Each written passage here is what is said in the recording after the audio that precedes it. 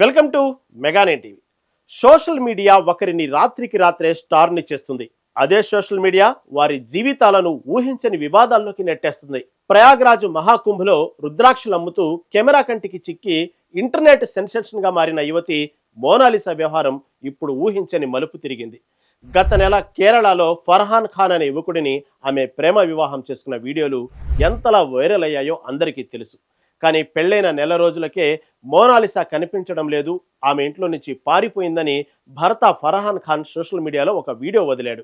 తీరా ఆ వీడియో చూసిన మోనాలిసా తల్లి ఫర్హాన్ పై సంచలన ఆరోపణలు చేసింది. ఇప్పటికే ఫర్హాన్ ఖాన్ మీద ఫోక్సో కేసు నమోదైంది. ఇప్పుడు మోనాలిసా మిస్ అయిందన్న న్యూస్ సోషల్ మీడియాలో సంచలనంగా మారింది.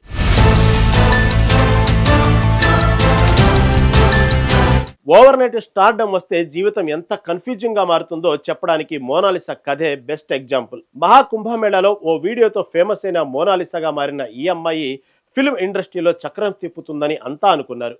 ఒక మలయాళ సినిమా కోసం కేరళ వెళ్లిన ఈ చిన్నది అక్కడే ఫర్హాన్ ఖాన్ అనే యువకుడితో ప్రేమలో పడి వివాహం చేసుకుంది.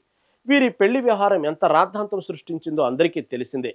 పెద్దలను ఎదిరించి మరీ మతాంతర వివాహం చేసుకుంది మోనాలిసా. అంతవరకు బాగానే ఉన్న రీసెంట్గా ఆమె మైనర్ అంటూ ఆమె వయసు మీద వచ్చిన అనుమానాలు జాతీయ స్థాయి దర్యాప్తుకు దారితీశాయి. ఎస్టీ కమిషన్ విచారణ జరిపి ఆమె వయసు 18 ఏళ్లు కాదు, కేవలం 16 ఏళ్లు మాత్రమే అని అధికారికంగా తేల్చింది. అంటే చట్ట ప్రకారం ఆమె ఇంకా మైనరు.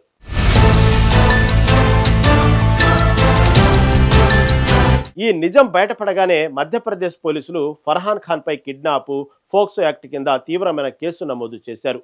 ఈ ఎఫ్ఐఆర్ నమోదైన కొద్ది రోజులకే అకస్మాత్తుగా ఫర్హాన్ ఖాన్ సోషల్ మీడియాలో ప్రత్యక్షమై నా భార్య మోనాలిసా మిస్ అయింది అంటూ కన్నీళ్లు పెట్టుకుంటూ ఓ వీడియో రిలీజ్ చేశాడు. సోషల్ మీడియాలో ఫర్హాన్ వదిలిన వీడియో ఇప్పుడు ప్రకంపనలు సృష్టిస్తుంది.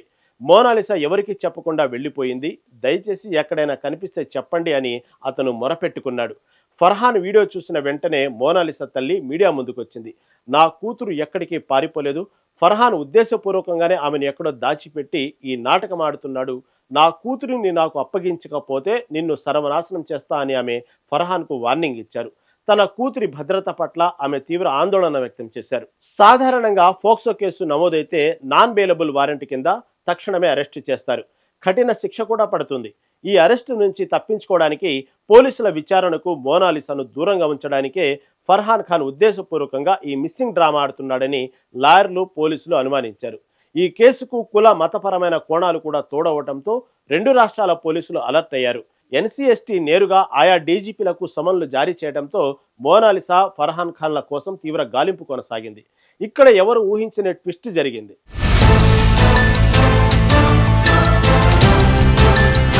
లైక్స్ కోసం, వ్యూస్ కోసం పక్క వాళ్ళ జీవితాలతో ఆడుకోవడం ఈ రోజుల్లో ఫ్యాషన్ అయిపోయింది. నిజానికి ఆ వీడియోలో ఉంది ఫర్హాన్ ఖాన్ కాదు, అచ్చం అతనిలాగే గడ్డం పెట్టుకుని ఉన్న మరో వ్యక్తి.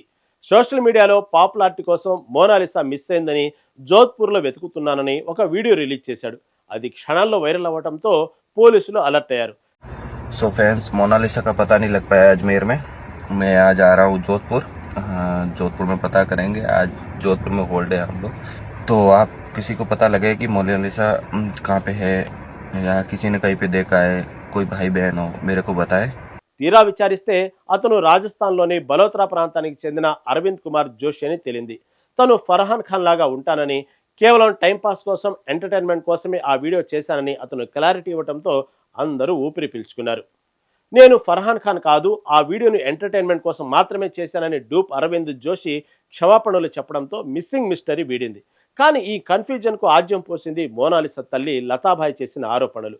మోనాలిసా సుమారు 20 రోజుల క్రితం తనకు ఫోన్ చేసిందని, మాట్లాడుతుండగానే ఫర్హాన్ ఖాన్ ఫోన్ లాక్కున్నాడని ఆమె ఆరోపించారు. తన కూతురు ఎక్కడుందో తెలియడం లేదని, ఆమె అదృశ్యం వెనుక ఫర్హాన్ హస్తం ఉందని మోనాలిసా తల్లి కంప్లైంట్ చేయడంతోనే డూప్ చేసిన వీడియోను జనాలు త్వరగా నమ్మేశారు.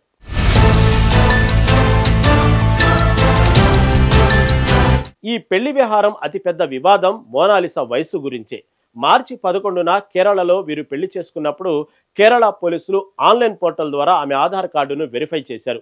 అందులో ఆమె వయసు 18 సంవత్సరాలుగా ఉందని, పెళ్లి రిజిస్ట్రేషన్ లో తమ వైపు ఎలాంటి తప్పు లేదని కేరళ డీజీపీకి పోలీసులు రిపోర్ట్ ఇచ్చారు.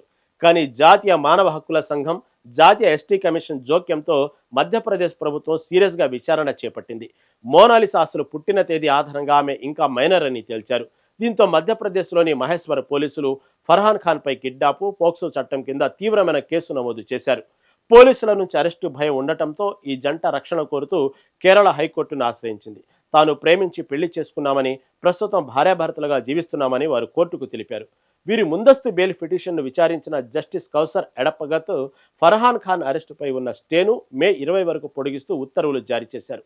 దీంతో ఫర్హాన్కు తాత్కాలిక ఊరట లభించినట్లయింది.